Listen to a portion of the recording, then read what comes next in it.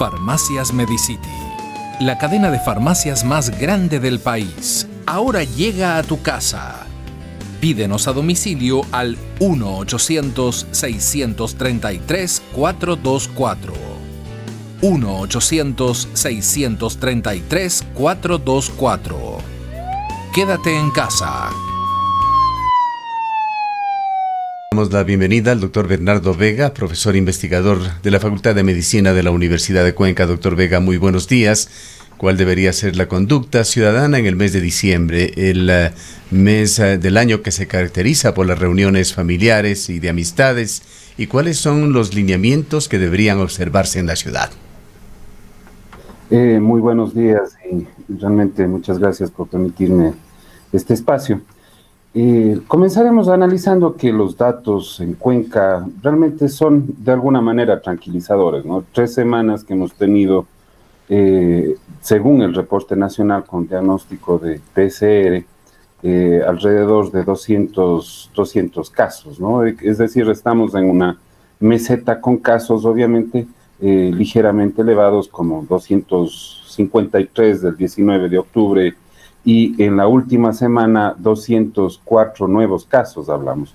Igual en el número de muertes ha habido una reducción, es decir, es un espacio donde tenemos inclusive, según hemos podido escuchar de los propios médicos de los hospitales Centinela, José Carrasco, donde hay algo de espacio en los servicios de salud. Sin embargo, esto no significa relajación y esto es lo peligroso. El momento de que se comienzan a masificar las reuniones, el momento que comienza a existir una mayor movilidad, definitivamente lo que puede suceder es un rebrote, y la experiencia y lo que estamos viendo que está sucediendo en Europa es producto justamente de ese tipo de circunstancias donde la relajación se antepuso a las medidas de prevención individual y comenzaron a surgir nuevos casos. Creo que las recomendaciones que se han hecho en Guayas, por ejemplo, y en Guayaquil específicamente, y en Quito, de realmente limitar los eventos públicos, reducir obviamente las posibilidades de transmisibilidad en eventos donde haya un contacto social, es sumamente importante. Creo que si bien estamos en Cuenca en un momento de alguna manera de una meseta, digámoslo así, es necesario no generar estos procesos de mayor movilidad, porque evidentemente puede darse el repunte. Hace unos días estuvo el doctor Racurio en su medio dando a conocer también los resultados de una investigación que se hizo en Cuenca, un estudio de cero prevalencia, es decir, en promedio cuántas personas han tenido exposición al coronavirus en nuestro cantón, tanto urbano como rural. En promedio de lo urbano y lo rural, el 10% de personas ha tenido contacto con coronavirus, lo que quiere decir que el 90% no. Es decir, la población que estaría expuesta o tendría riesgo de poder sufrir la infección todavía sigue siendo alta. Esta cifra merece ser destacada, doctor Vega, pues en forma previa a este estudio cero prevalencia, que es un muestreo estadístico que se lo hace justamente ante el déficit de pruebas en esta ciudad y en esta provincia, dio estos resultados que son, no sé si alentadores o no, cómo se los debe calificar, pero en todo caso se encontraban en un 60% de las cifras que se pensaba estaban afectando a la ciudad de Cuenca por otras estimaciones. Se hablaba de un 18%, en realidad una cifra del 10% fue bastante más baja. Yo pienso que más allá de suplir una necesidad, permite hacer planificación de política pública, ¿no? Uh-huh. Al inicio de la pandemia, como en todo lugar, se esperaba que luego de 6 meses de pandemia, más del 60% de la población tenga ya contacto con el virus, es decir, sea seropositivo. Sin embargo, la realidad a nivel mundial es distinta y vemos situaciones como la de Cuenca, donde la seroprevalencia no es alta.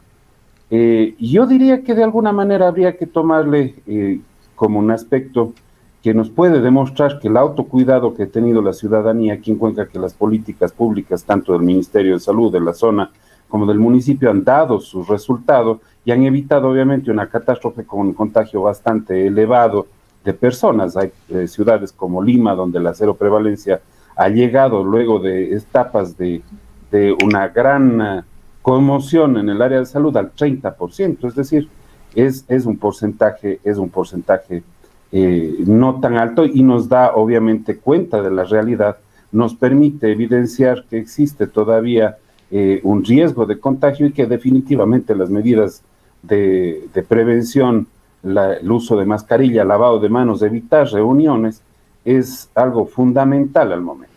Por otro lado, Vega, algo que nos deja... Sí, doctor Vega, justamente en esto de las reuniones familiares quizás valdría la pena insistir, porque al parecer es ahí en donde ahora están suscitándose mayoritariamente los contagios, más no en la calle, en los comisariatos o en lugares en los que pueda presentarse algún grado de aglomeración, y quizás esto también es el resultado de el estudio de cero prevalencia realizado por un grupo de investigadores del cual usted también fue parte, considerando que las personas que fueron parte de este estudio, que se incluyeron a través de este proceso de georreferenciación en este estudio, la gran mayoría además asintomáticas, que dieron como resultado positivo, tuvieron un familiar o una persona cercana que había dado positivo a coronavirus. Efectivamente, uno de las cosas que nos llama la atención y que definitivamente permite generar estrategias, o debería hacernos generar estrategias para la prevención, es justamente que en el ambiente social, en el ambiente público, en la calle, en el transporte, se usa mascarilla, hay distanciamiento, o la mayor parte de gente procura el distanciamiento, hay el lavado de manos, pero en la casa como que llegamos y hay un relajamiento, la mascarilla sale, el distanciamiento se limita, y evidentemente esta situación se agrava con las visitas, con las reuniones dentro de la familia, que obviamente escapa de una regulación dentro de las ordenanzas. Hay algunas evidencias que nos hacen pensar aquello. Dentro del estudio se demuestra que hay una asociación estadística entre de las personas que han tenido positivo con familiares, o han tenido familiares que han muerto de coronavirus, o han tenido familiares que han tenido o han dado positividad al coronavirus, o han estado en el sepelio, por ejemplo, de personas que han tenido coronavirus, dándonos la idea de que obviamente el entorno familiar es un espacio de alta transmisibilidad actual, tanto cuanto las medidas de distanciamiento, uso de mascarilla, se mantienen en el espacio público. De ahí, obviamente, volviendo a la pregunta inicial de qué recomendaciones se puede dar, justamente iban por allí. Evitar este tipo de reuniones en espacios cerrados, donde las mascarillas se dejan de lado y las medidas de prevención se limitan, y donde se pueden dar espacios de contagio, una transmisibilidad mayor, como son las fiestas familiares, y obviamente el riesgo mayor es en diciembre, que todas las fiestas de Navidad y Año Nuevo suelen ser tradicionalmente en familia, doctor y obviamente Vega, en espacios cerrados. El estudio cero prevalencia o los otros estudios que se están llevando a cabo, sobre todo a nivel académico en la ciudad de Cuenca y en la provincia de La Suay, diferencian de alguna manera el grado de afección por género, por segmento de edad, quintil socioeconómico o algún otro parámetro de discriminación de la información. Efectivamente, se ha tomado varios parámetros. Dentro del género hay paradójicamente un mayor número de mujeres, pero sin una significancia estadística. Es decir, podríamos decir que más o menos esta distribución está en 50-50. Dentro de la edad, obviamente quienes más edad tienen mayor posibilidad de adquirir o tener esta infección, vinculado con una mayor movilidad o con justamente las actividades laborales. Dentro de la condición socioeconómica es bastante importante, y eso realmente hay que tomar en cuenta, y en Cuenca puede ser un factor protector, pero a su vez evidentemente es un factor de riesgo. Las personas con menos educación tienen mayores, o resultado con la significancia estadística, mayor posibilidad de tener coronavirus, o por ejemplo aquellas personas que tienen dificultades para conseguir alimentos, significando esto que tienen de dificultades económicas, tienen mayores posibilidades de tener coronavirus. Las personas que tienen un comercio ambulante tienen mayores posibilidades de tener coronavirus, es decir, esto resultó positivo, resultaron con una diferencia estadísticamente significativa en las pruebas de coronavirus que se hicieron. Las personas que han sufrido violencia o discriminación tienen una mayor posibilidad de adquirir el virus, esto como resultados, es decir, el factor socioeconómico es un factor sumamente importante, obviamente vinculado con la actividad laboral, vinculado con la movilidad y vinculado, por supuesto, con la exposición.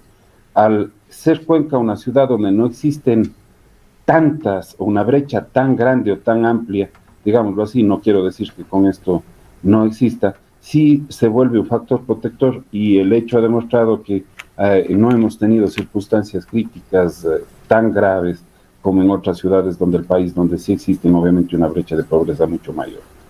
¿Qué le dice por otra parte a usted esa mirada a lo que está sucediendo en el exterior, en el resto del mundo, en los países latinoamericanos y en el primer mundo, Estados Unidos y Europa, particularmente afectados por la pandemia?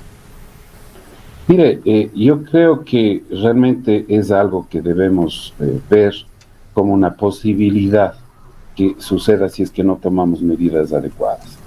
El día de ayer justamente conversábamos con una colega de Bélgica, donde en una ciudad que es fronteriza con Alemania, Liege, están transfiriendo los pacientes del hospital en un sistema de salud tan fuerte como el belga, están transfiriendo los pacientes hacia Düsseldorf, Alemania, por la saturación que tienen los hospitales. Es decir, en este caso en Bélgica aparentemente la segunda ola fue más fuerte de la primera porque no llegó a saturar de tal manera los hospitales. Noticias similares vienen de España, es decir, en este espacio que nosotros tenemos de alguna manera una reducción del número de casos, deberíamos prepararnos para que esto no suceda. ¿Cómo prepararnos? Evidentemente no relajar las medidas, que es una de las situaciones que sucedió en Europa. Ayer nomás veíamos manifestaciones disueltas por carros bomba en Berlín por grupos antimascarilla, cosas así que han generado un aumento de la transmisibilidad. Es decir, nosotros en América Latina, en Cuenca y en el país deberíamos mantener estas situaciones o estos espacios de autocuidado como el uso de mascarilla.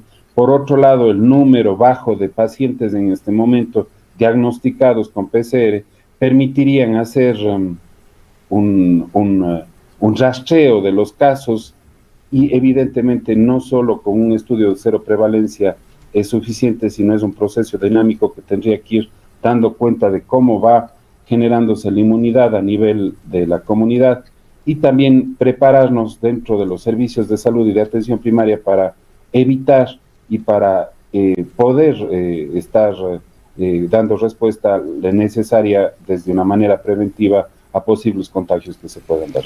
Doctor Vega, ¿sigue siendo un problema el bajísimo número de pruebas que se están realizando aquí en el país? Porque además las pruebas están destinadas para las personas mayoritariamente que ya llegan o presentan síntomas respiratorios o síntomas relacionados parecidos a los que pueden resultar las personas contagiadas con la COVID-19. ¿Qué opinión le merece a usted las declaraciones del señor ministro? Él dijo que se sentía orgulloso y que el país debía estar orgulloso de la manera en la que se ha manejado la pandemia aquí. Otro dato que vale la pena destacar es que en promedio en los últimos años el número de fallecimientos por año por distintas causas, por todas las causas, superaba un poco más de los 60,000. En lo que va de este 2020 son más de 100,000 muertes y esto de alguna manera se le atribuye a la pandemia. Definitivamente yo pienso que no solo es un efecto directo la pandemia sobre la mortalidad, hemos tenido y hemos visto que la salud en términos generales puede tener serias complicaciones, ¿no? El acceso a los servicios de salud implica descompensaciones en otras enfermedades, inclusive embarazos no planificados, violencia, que ha sido elementos coordinados o conjuntos que van de la mano con una falta de acceso, justamente por digámoslo así, mayor atención a la pandemia y un temor de las personas, obviamente, a acudir a los servicios de salud. Definitivamente el rastreo, definitivamente el identificar tempranamente a las personas y a los contagios es sumamente importante. Fíjese que dentro de este estudio de cero prevalencia, la mayor parte de quienes se les tomó la muestra y dieron positivos eran asintomáticos.